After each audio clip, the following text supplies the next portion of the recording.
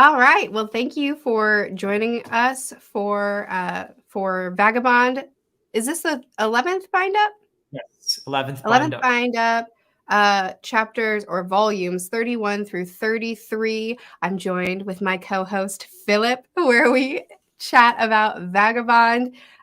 We have playlists everywhere all the time in the description for all of the chats that we've had. We're closing in on the end of the series, Philip. Yeah, It's I know. I'm kind of sad. crazy. I Yeah. know. It's kind of rushed up on us. It feels like we haven't actually been chatting that long about this. It does. Of course, as everyone knows, it is an unfinished series. Right. So who knows how much longer we would have gone if Anyway had finished. Good But point.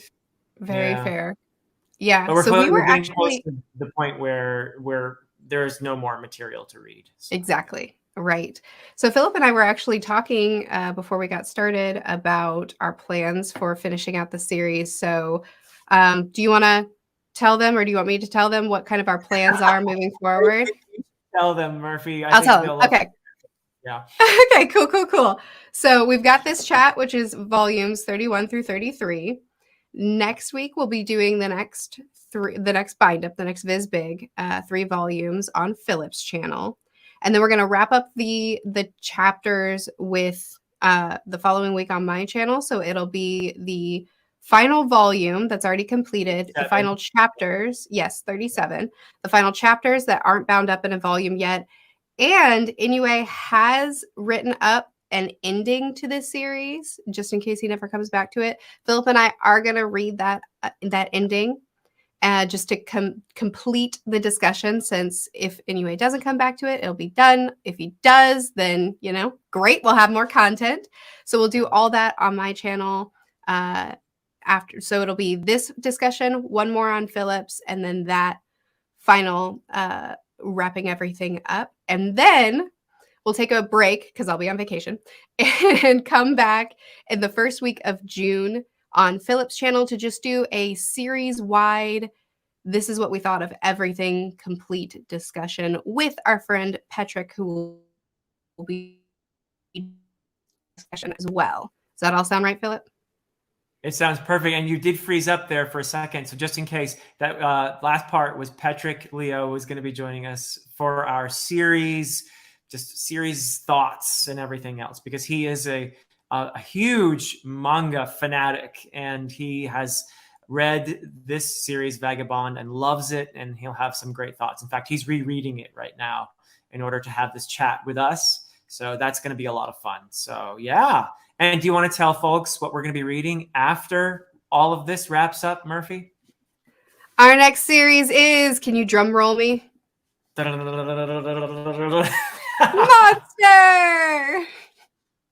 Y'all have sent us many suggestions for what we should read, and we've looked into them, and we have a long list that we're excited about. But Monster will be our next.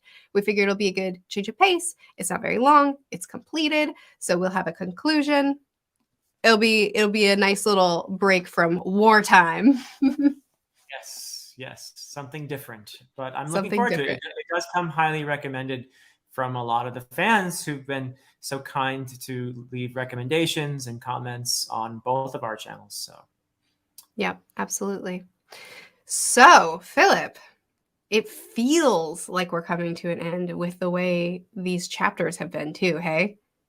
Yeah, for a series that is supposedly unfinished, I felt like we were getting kind of a finish or close to it in some ways. It does. For some characters. Yeah. It does. It feels like it's leading to that final climax, including with my boy Matahachi. Yes.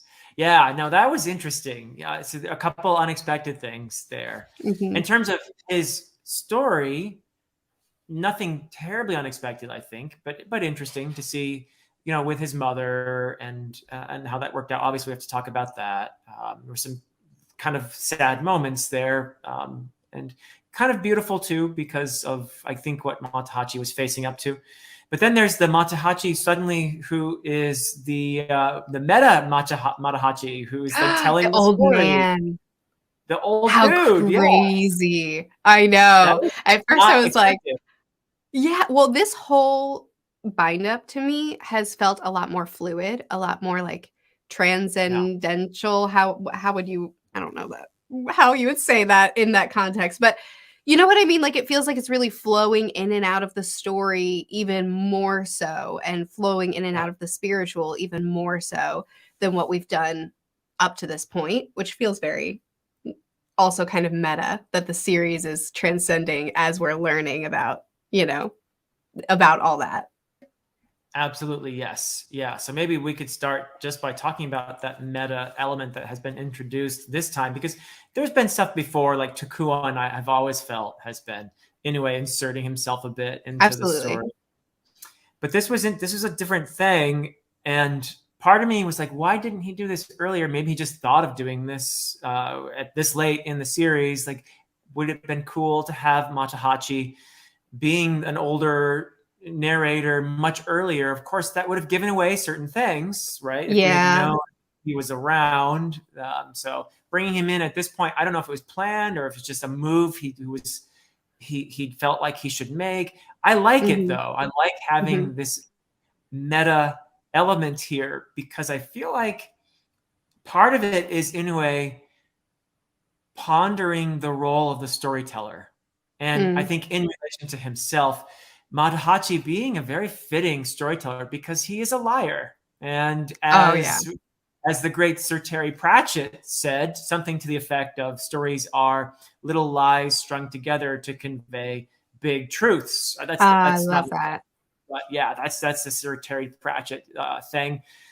And yeah, Matahachi being the storyteller, and we see him because we see him at the end of his story. I don't know if it's the end, but it feels like it could be for Matahachi, resolving to be a better person, to stop the lying and everything else. But he's still, as an older man, going around maybe stretching the truth a little bit here, where he's saying, I don't really know what happened with Musashi, but I think I might know. And so here's your story, you know, and what are we as readers to make of this? Is this official? Is this, and maybe in the end it doesn't matter because it's a story. And Mm. that's what Inoue has been doing all along. He's been taking some source material and making it into a story. He's been Mm. telling little lies all along because I'm sure he's taken liberties, even with the novel that this manga is based on. And I'm sure that the novel took liberties from any historical account. So they're filling in things, they're making up things, Yep. right? Yep, that's exactly what I was thinking too, Philip, is I feel like it could potentially be interpreted as more meta-ness, like meta beyond the meta of the fact that really historically we don't know.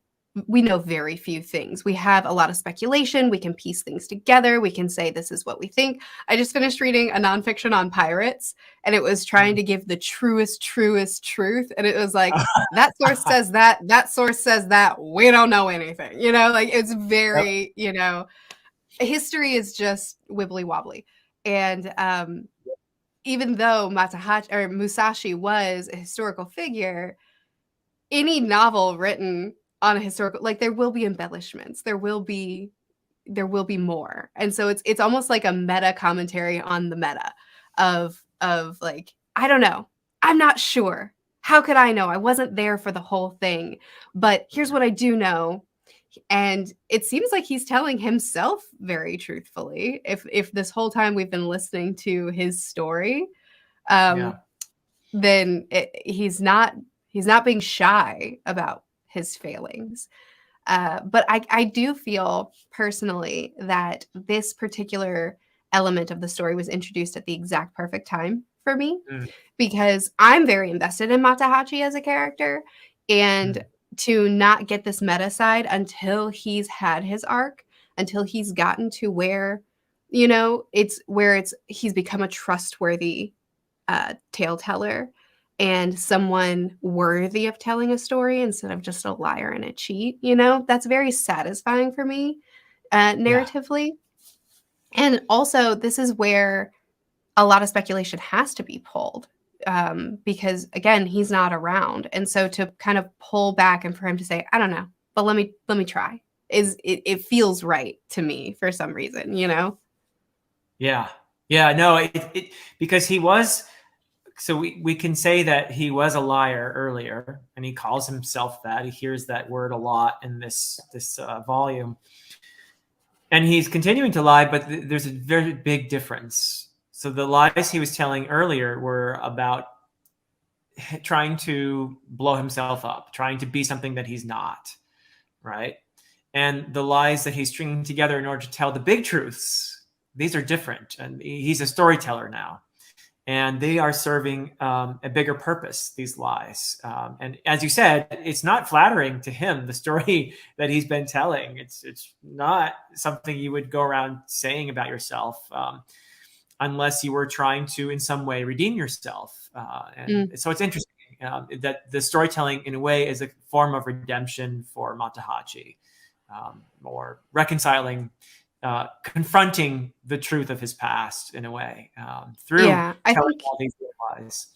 Yes, I think that's true. I think it's also, though, a lot of times an older person speaking bluntly about their failings to a younger generation is also, let me tell you this tale that makes me look unfavorable so that you don't have to learn the same lessons the same way I did. So I think that there's some element of just like the older, wiser man saying, don't be me. Don't fail where I've failed, because look at all the people I've failed. Look at all the people that have suffered because of my selfishness. Don't do that in your life, which I think, like, I'm so proud of him. Yes. It's a really good, I think, place for Matahachi to end up. And while that personal element is very important in there, I think there's also an interesting social element too, because all along we've been looking at this story as the end of an era, right? That the whole way of the sword is on its way out. And now he's this older man telling about the past. So it's even a little more remote. And so it's a kind of like, here's a story about the glories of the past, the last two great representatives of this way of the sword, and himself in there too. And himself in there too. Yeah, he really learned strength and manhood and honor. He learned it. I appreciate that the story wasn't a samurai. He wasn't what the society deems as the best or noble or the right kind of man. He was a different kind of man, and that manhood was just as honorable by Inoue. Like, he's honoring it just as much, Yeah, absolutely. And I think that's what we see him embracing at the end of his story as a young man who is confronting the fact that he really did let down his mother, and also the legacy of lies we get. And I think we suspected this all along, and Matahachi knew, but that his mother wasn't his biological mother, that she played, this is a kind of a reveal, but I think we sort of knew it as well, but she took him from someone else. And did she take him, or was he surrendered? Kind of both, I guess. I think she begged the woman. Yes. And then we didn't really see the exchange. I assume the woman surrendered her child to her, which is, like, as a mom, kind of hard to process. Yeah. So I think from her perspective, obviously that young woman's husband had passed away.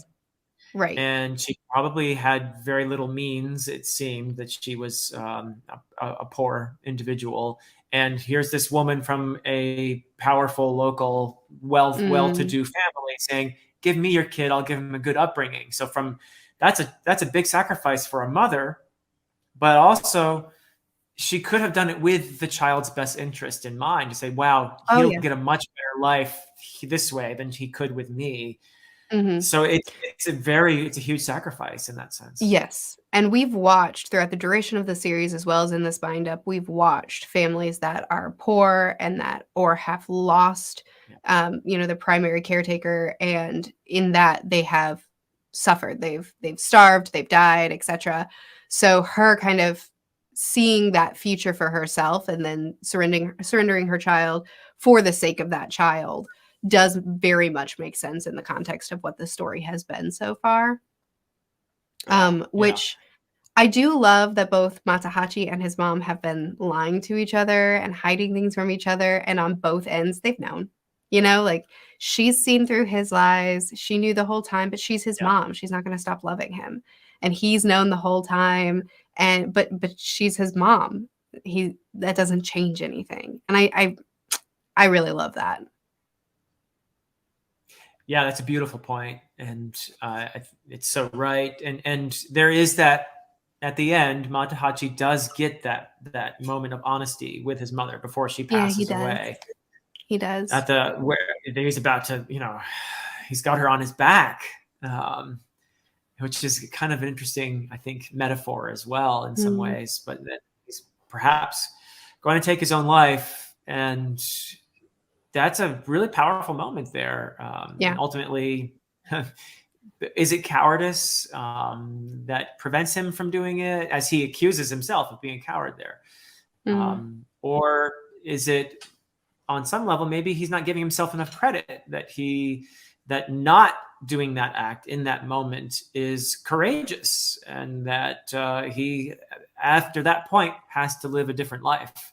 I mean, he's confronted the truths along with this woman who's also very good at being in denial. So, Yes. there's the two of them together had this, I think, reality, this confrontation with reality at the end, which is good, for both of them. Mhm. Yeah, they also had that really beautiful moment after he confessed so much to her, not everything, but so much to her, and she essentially told him, "Listen, a weak man would have continued to hide and continued to deny. Yeah. You showed strength in telling the truth," which I wouldn't have expected from her to have that kind of wisdom and that kind of comfort to him in that moment. Uh, Yeah. but yeah, she encouraged him essentially, like, "You're taking steps to be better now," and even encouraged him and said, You have kindness in you. That's something I don't have. That's something Takezo can never be, your level of Yeah. kindness that you hold." You know? Like, oh, that was beautiful. It's beautiful and true, because Mhm. in spite of all of Matahachi's issues with the truth, and with his desiring to be that perfect masculine ideal, which he's not. I mean, and that's from the point of view of the society of the time.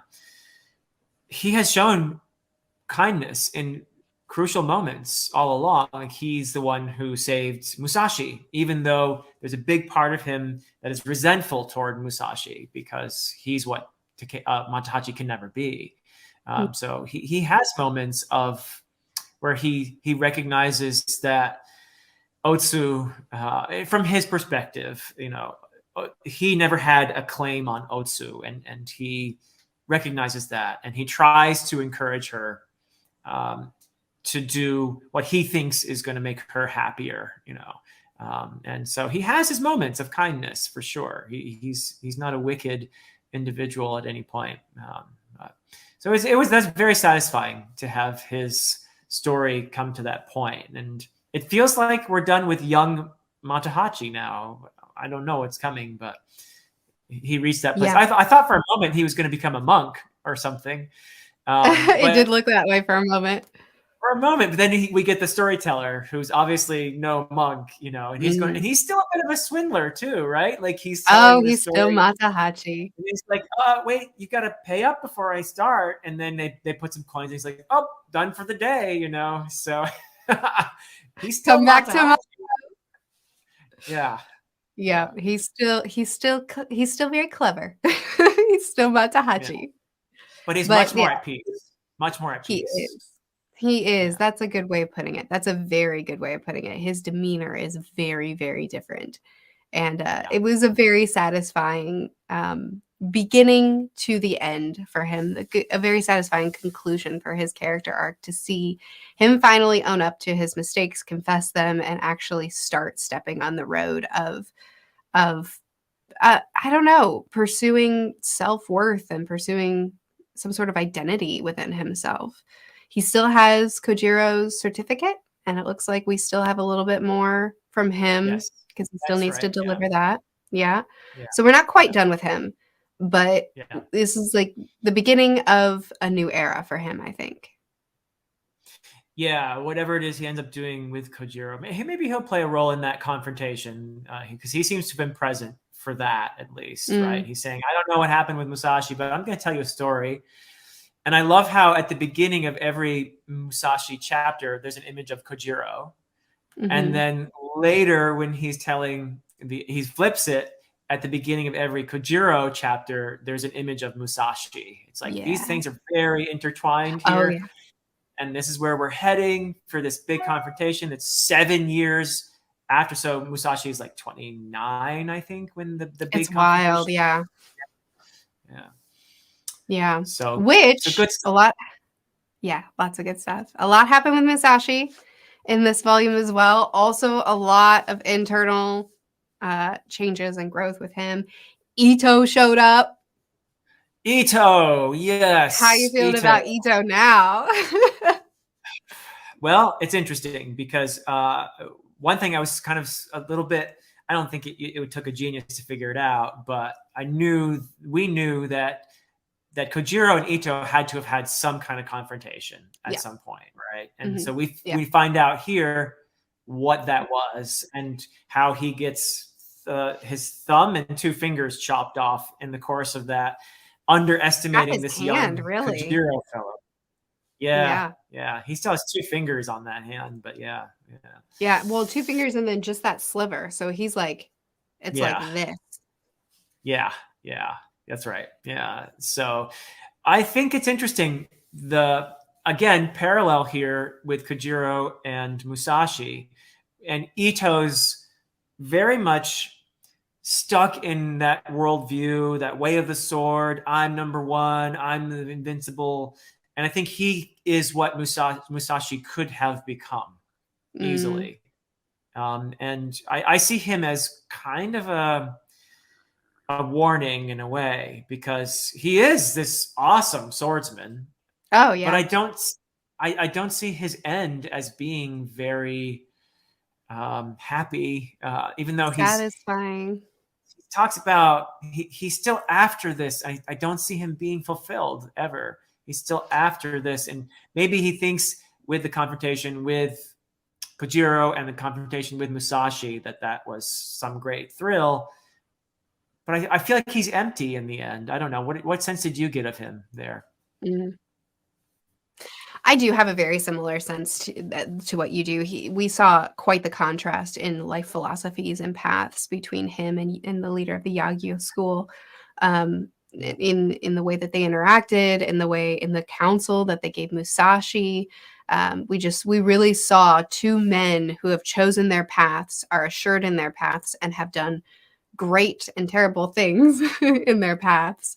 And Musashi, who really is kind of a split of the two, there's his desire, his gut, like his I don't know, worldly, need pull towards that life of a samurai and that life of immortality. And then there's this internal side of him that's been kind of nurtured through these older men that pulls him still to Yagyu. And um and he seems to really be seeking him because when he's in the clouds and he's talking to him, and he really truly desires that, but then there's still this piece of him that pulls him that way. So Yeah. I don't know what Inoue is trying to do. I don't know if he's trying to say that Yagyu's path is the correct path and eventually Musashi will. I don't Sorry, my stomach is grumbling. I don't think Musashi is I don't think he's going to turn into like this great Buddhist who, is a pacifist and Hmm. who, you know what I mean? I don't necessarily think that he's going to forsake the way of the sword. I kind of feel like he's going to split their paths and walk down the middle where he's Hmm. very enlightened and in tune with the world because Ito's philosophy is so selfish, where he says there is no good, there is no bad, there is no morally right or wrong. There's just having fun with the sword. And Right. That's just not really what the series has been. It's about forsaking that selfishness and all is one and connected with the world. And how can I hate someone if we're all connected and if this is what it's all about, right? Yeah. So I feel like he's going to be in tune with that, but he's still going to have this connection with the sword and learn how to be a swordsman and a samurai with honor and with value for life. And Musashi really saw a lot of value in life in this bind up as well. Yeah. Yeah. I think you said it beautifully. And just to back up what you were saying, I know it was a long rant. remember I'm sorry. no, I thought you said some cool stuff there. But to back up what you were saying about all that, the representation of that amorphous, smoky thing that comes out of Musashi sometimes, that I thought maybe you could identify it. And I think there are multiple ways of interpreting that. Mm-hmm. But one way is to say that's his ego, that his attachment, the Mm-hmm. desire to be invincible under the sun. Guess who else has that? Ito has Big that time. ego thing coming out of him, and in the confrontation between them, you see that, and that's what draws Musashi. Initially, he resists and says, do I really want to fight you? But Ito baits him in a way by appealing to that ego part of him. And you see it coming out of him, and it looks like some of the carvings that Musashi's been doing, those demon carvings, right? The attachment to self. This is a very Buddhist thing, I think, and representing it that way. It's very powerful. So you have that in common between Musashi and Ito, that ego amorphous thingy. But as you said, and I totally agree, Musashi has that spiritual side of him. He was very much in tune with it as a kid, wandering around in the mountains when he was staring up at the stars and feeling one with the universe. And he kind of absolutely diverged from that, unfortunately, in some ways, because of maybe his father's influence. Also, there was a moment when I think Masahachi nudges him in the wrong direction. I think there's a lot of influences that pushed him away from connection with the spiritual side. Yeah. But who's in tune with it is Kojiro. And you see Musashi trying to imitate him by plugging his ears. And being in the flow. And there's all these, wave moments where he sees himself at the ocean. And we know that's how Kojiro kind of grew up and lives in the flow. And Musashi's like, this guy, he's there all the time. And I just get tastes of this. And he's trying, he's doing the ear thing. He's trying to figure it out. Yeah. It was interesting too when Ito said your handicap makes you weaker than Kojiro. And so what does Musashi do in response? He puts on Kojiro's handicap and tries to learn from that. And I think that's I'm curious if that means that is Musashi going to learn from his handicap as well and learn a new strength from that? I don't know. It's just it was an interesting line and an interesting response to that line. Yeah. Well, he does in a way do something savvy, and maybe it's fooling himself a little bit too with drawing the whole circle thing. It's like, was that him being more pacifist, or was that him baiting his foes in a way? Well, that's what Ueda. Ueda. Oh yes, Ueda says yes. The ghost Ueda. Yes, yeah, absolutely. Yeah. Where he was like, "You're trying to pretend that you're trying to just be on the defensive, but were you?" But were you? And this, of course, is Musashi wondering this himself. He has a lot of ghosts living in him, I think, including the elderly mentor figures, Seiki Shusai and One. But also Ghost Ueda now as well is haunting him. And but yeah, it's interesting because it's open for interpretation, I think. Is he doing that circle thing as a way of being less aggressive, or is he doing it as a way to keep doing the way of the sword, in a way tempting his foes, because he has a disadvantage now. He's not as mobile. So he has to be a little bit clever. And Ito sees it because that's the kind of thing he would do, right? Ito perceives it too. I think he draws the circle around the circle. It's like, okay, I'll up your circle with my circle, right? I'm in control. Yeah. Yeah, Exactly. and Ito repeatedly, with his encounter with Musashi as well as Kojiro, he acknowledges their strength. He acknowledges what they can do. He either, with Musashi, he gives him 0 points, but then later comes back and gives him 1,000 points. I know, Ito. Who is But this jerk giving people points, right? I mean, come well, on. who is this jerk? He seems to be the greatest of them all, as far as Yeah, just he um is.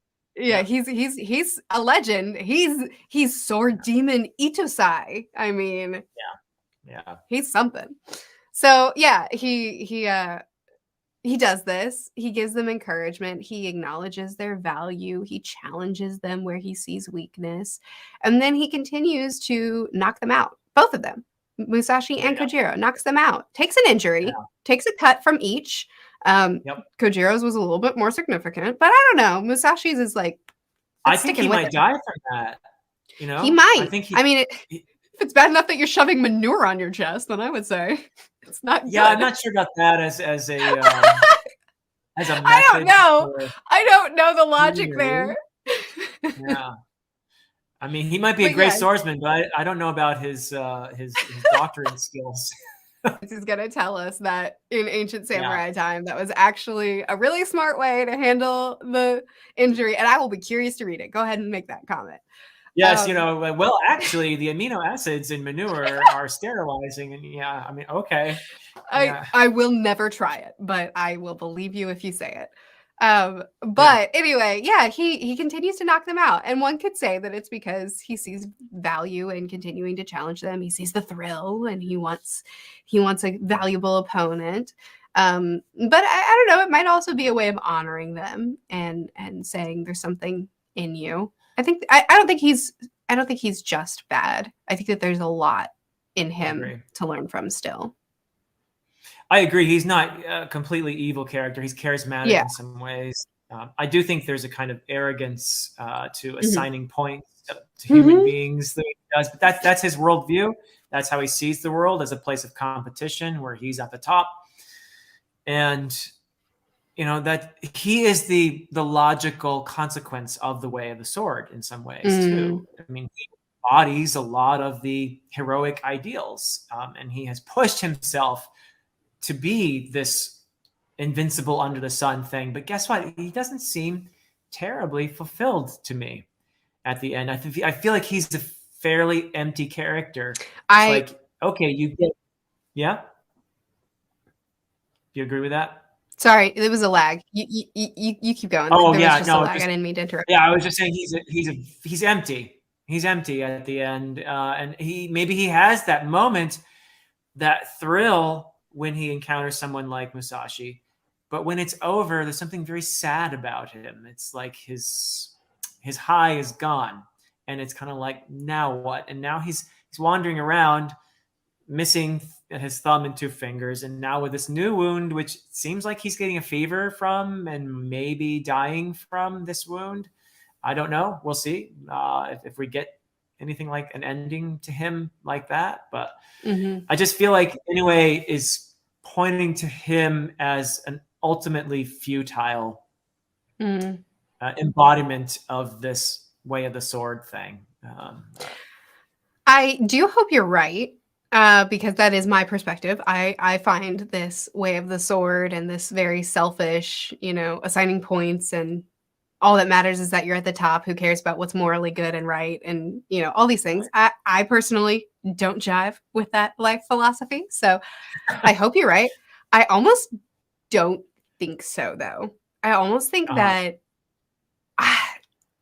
and I could be wrong, but it feels like Inoue, in a lot of ways, is not saying, and here's the correct path, but rather just presenting several paths, presenting arguments and agreements for each, and then saying, so what is this person's path? So what do they choose? And looking at the consequences of death, looking at the consequences of murder, looking at the consequences of living their life by the sword, but ultimately kind of also showing beauty in all of it as well. Which I don't agree with there being beauty in murdering. But I do think that Inoue is, and I could be really wrong, but it feels like he's not trying to say, here's my philosophy, but rather trying to explore many philosophies and then seeing Yeah. where the characters go. Do you know what I mean? Well, I think what you're perceiving is that Inoue isn't being pushy about this, Mm-hmm. but I do feel like you pinpointed something earlier, which is there is a contrast between Ito and someone like Seiki Shusai, Mm, whom Ito dismisses. He says, "Oh, that old man. He's mm, you're." He even accuses Musashi. You're becoming like Seiki Shusai. What's wrong with you? So there's a mm, clear contrast there between an enlightened figure like Seiki Shusai, whom Musashi feels the pull of that, but also, as you said, I think Ito is a contrast to that because he hasn't been enlightened in that way. mm-hmm, He's still seeking the thrill from combat. That's his only way of transcending. Whereas Seiki Shusai and One have left behind that, and they've been able to get that transcendence, to integrate, to feel that oneness without the sword. They can, they don't need it anymore. That crutch is gone for them. Whereas Ito needs the crutch. He needs the That's sword so in true. order, That's so true. right? You're right. That's a very good point. And to contrast what I was just saying as well, I do think that Inoue is showing the he's showing the negative sides of living your life by the sword, but I don't know that he's actually shown negative sides to living your life being connected to the earth. And that does seem like what is the ultimate message here, is that connectivity, that all is one, one is all kind of philosophy. He does seem to be indicating like this is what we ultimately should be going for. So I might have just talked myself out of what I just said.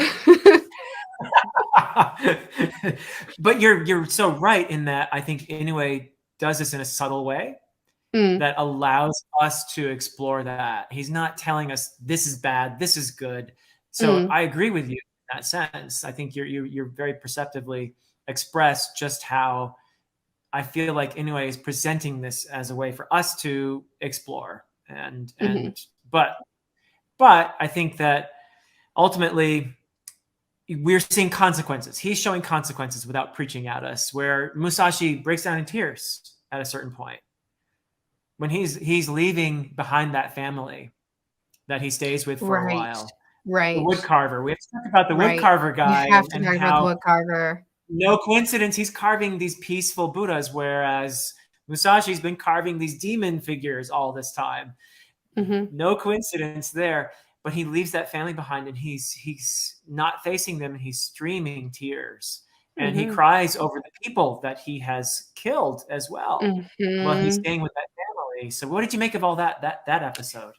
I think that the more he is being enlightened and realizing that and remembering his childhood enlightenment, his childhood understanding of the value of life, like it's no coincidence that in the same, I'm not sure if it was the same volume, but in the same bind up, he remembers that he had this enlightenment, this idea that if this is what it's about, this all is one, one is all, if this is what it's about, how could you hate another person? He has that, Yes. yeah, that memory, which is beautiful. And then he is with individuals who he's bonded with and who kind of become a family to him, watches one of them die, and then Yeah. realizes, the lives that I took affected other people, which is something that he's Yeah. reflected on in previous volumes. He did in the last bind up as well.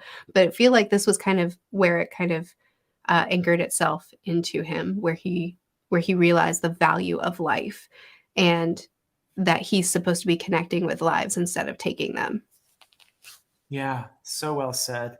And that death of the child is followed shortly after by a birth, isn't it? That Mm, a baby is born to the family a mhm. bit later, and you see their reactions to both, and you realize this kind of sense of life being this cycle of Yeah. death and rebirth and all of that. That's something that So you pointed out a lot in your novel as well. That's something very dear to you. yeah, it is. I mean, this is one reason why I'm really enjoying the series so much. It's the incorporation of these spiritual elements, this theme of transcendence and oneness and all of that. I find it really well done here, and just beautifully done in places, very moving. That family, there's a comical moment in the beginning when she's trying to revive him by sharing body warmth, and he's fantasizing about Otsu. and she's like, hey, no grabbing. And she's like, you must be warm enough now. And then her husband walks in and he's just like, so is he fine now? Can we move on? Yeah. And of course, that was funny. In this respect, at least, he's an innocent. Musashi is not experienced in sexual terms at all. Oh, yeah. And so he's embarrassed, but then the bond that forms between him and the family, and I think it's really interesting, his relationship with the father and the family. And as this man is trying, and he's doing the way of the sword, his equivalent, by carving these Buddhas, which is a much less harmful practice. In fact, you could argue a very helpful practice because it helps other people to meditate on something peaceful and heavenly. And he's trying to reach that transcendence with this, you could call it an obsession if you want, but it's something that he does, and maybe even to a degree to the neglect of his family, but he's trying so hard to get this. And finally, when he loses his child, that's when he carves the perfect Buddha. And it's like he's felt the pain of the universe and he's channeled it into this act of creation. And that's life. That's life. That's right? so true. That's so true. It's something, I think it's a lesson that we learn so much through our suffering and through our pain. We really, we change so much through that. And along with that, the wood carver really spoke a lot about the transcendence that you feel when you're in your craft, when you're in your art, which is something that you talked quite a bit about in our last chat, talking about an artist and painting and all that. And then here it is coming up directly in the story where he's like, maybe I'm up in the heavens when I'm carving. Maybe I'm down on earth. Yeah. Or maybe I'm down below the earth, but he's not here. He knows that he's not here. And it's that what we've discussed over and over again, that flow state, that transcendence, that, whatever you want to call it, where you're so in the zone that you're no longer here. And and that was then paralleled to both Kojiro and sword. When Kojiro, sorry, am I freezing? You're back. Yeah. Okay. I didn't want to keep talking. I saw you stuttering and I was like, oh, okay, I'll stop. When Kojiro and Ito do fight, and Kojiro's ego or his anger or whatever you want to call it, that cloud comes up around him so that he can draw the sword, and then he leaves it behind, which is, that's just, that's something that the others haven't quite accomplished yet. That's something that Ito and Musashi haven't figured out. So he draws the sword and then he leaves it behind and he becomes one with the sword. And then he's connected and he's in it. He's in that everything has fallen away. And that's what Musashi's trying to learn. And that's what Ito can't comprehend. And that's what the carver was illustrating happens to him when he picks up his tools and it all fades away. And here he is just in the moment. And it's like, it's like a love letter to art to me. It certainly is. And I suspect that Inoue experienced it while doing his own illustrations and writing the story.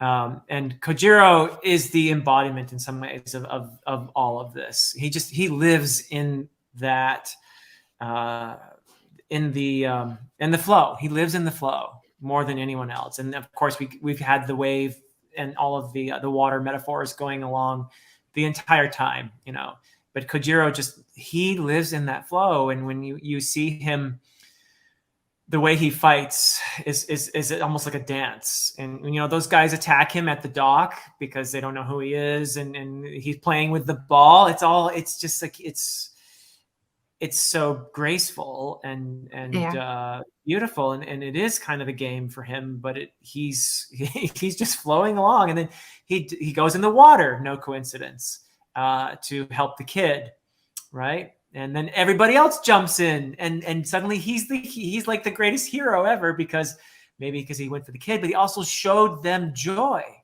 He showed them the joy that is just kind of emanating from him. He's always smiling, and he has just this transcendent joy emanating from him because he's always in that flow, right? Yeah. Yeah, it's impossible not to love him. And he's such they're so Musashi and Kojiro are constantly being paralleled to each other, right? But they're such opposites. You've got Musashi, who, as you said, is very innocent and, you know, finding himself naked with a woman. He's like, oh, you know, like it's very embarrassing. Kojiro can't get his clothes on. Like he's just like, hey, there's a lady, there's a lady, there's a lady, you know, like it's just like this excitement for indulgence and for life and for joy and for fun. But at the same time, a connection and a respect and an honor. And it's like they're on the same path, and they're opposites in the turmoil versus the lightness, in the innocence versus the indulgence. In so many ways, they're opposites, yet they're walking that same path. Yeah, that's what a great insight. Yeah, maybe Kojiro has a little too much flow at times. Maybe a little bit too much flow. Yeah, but no, I think that is part of his. Just, I think he is so in tune with the beauty of the world, and so that his being constantly in these intimate moments with various women wherever he goes, it seems like somehow I just don't see that as creepy at all. I feel like he just simply celebrates beauty in a way, and he embraces it.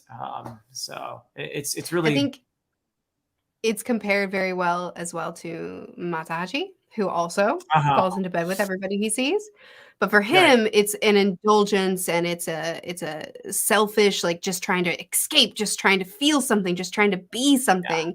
And with Kojiro, it's a freedom almost, and it's just, you know, enjoying life instead of I don't know how to word that, but they're very different. They're doing the same thing, but it's obviously very different, you know? Yeah. And he's obviously feels no guilt over it either. But you know, there's no possessiveness to him either, which I think is an important part of that. He doesn't seek to possess. He just celebrates and enjoys, and that's an important part of him as well. He just goes around feeling one with everybody, I guess. So yeah, that's so true. Well, and he also doesn't have a fiance that he's abandoned in his exploits, so that helps. True. Yeah. Which, by the way, Otsu was in this a little bit, and she was referenced a little bit more. Yeah, tiny bit, barely worth mentioning. But she did play the flute as the leader of the Yagyu school passed, which was a very sweet moment.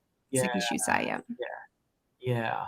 That was beautiful, and there was a very poignant scene where she comes back to the Yagyu school with Jotaro in order to be there at that moment, and he wanted to hear her flute playing one more time. So yeah, that was powerful. And Musashi hears the flute, right? And he's like, "Oh, do you hear that flute?" While he's, you know, in this fight, and he's like, "Oh," and that's part of him as well. That bond is there, which he still hasn't really, I think, accepted or decided to deal with. Right? He keeps running away from that. But he also had Seki Shusai there, as you get that sense that his spirit had dissipated, and that he had, maybe instead of it being Musashi's own brain playing tricks on him, that maybe for a moment there, Seki Shusai's spirit was actually with him, perhaps. Yeah, that's beautiful. I agree. It was very sweet. And something that I don't have a lot to say about, but that I do want to mention that's connected, is when Ine, we cut to him, and because of his connectivity, because of his oneness with everything, he can sense that he's passed away, and he goes, you had to go before me, huh? Like, it's just this acknowledgement of life and death and how we're all connected. And I thought that was really a nice moment. Yeah, great call. Yeah, that was a really well done scene. And it even tells us these were historical figures, and there's a little sort of historical note there that, yeah, these guys were around and they lived to this ripe old age of 70, whatever, and 80, whatever. But yeah, they were connected very much so, Yeah. both because of their personal history, but because of their state of enlightenment. Yeah. Mm-hmm. Yeah, and it's also just furthering that, with both of them passing together like this, but they both pass in the presence of, for him, it's his grandson who's working the farm with his dad and all that, and who we've already met and who's now accepted that he's going to follow the legacy and learn the trade. And then Musashi is nearby, but so is Otsu and other people that are learning the path. And it's kind of that same end of an era. They pass on, but here's the next generation right here in their presence as well. Yeah. Yeah. So I'll be curious to see what happens with these characters, where they are now, what's going to happen with Otsu. I hope we get more of her in the next bind up. I'd like to see. Me too. We're just always asking for more Otsu. We want more Otsu, please. Yeah. Yeah. But also, you're right. There's got more young Matahachi making his way to the wherever it is that I can't remember the name of the family, the clan that Kojiro has joined, but he's gone there to be a sword instructor and all of that. Right. And we have to have Musashi and Kojiro connecting. Musashi even was looking for him at the end where he's like, I need to see my friend again. Like, at the very end of this bind up. Yes. Musashi and Kojiro, of course. I think I got the gist of that. Yes. Sorry. Yes. Yeah. No problem. No worries. So great. Thank you, Murphy. I don't know. Was there anything? Did we miss anything?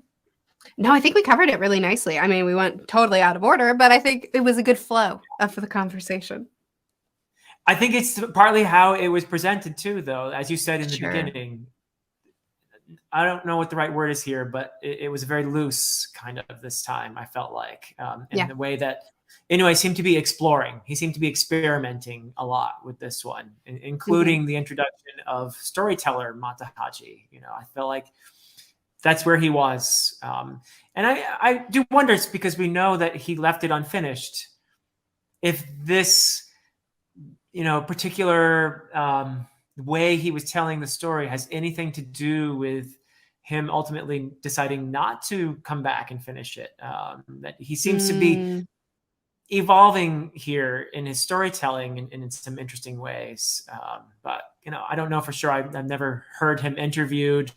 But it would be interesting to ask him. One thing I would ask him is, if I could talk to him, the fact that you started to get a little more loose at the end of the series, did that have anything to do with your state in deciding to walk away from it as well? So who knows?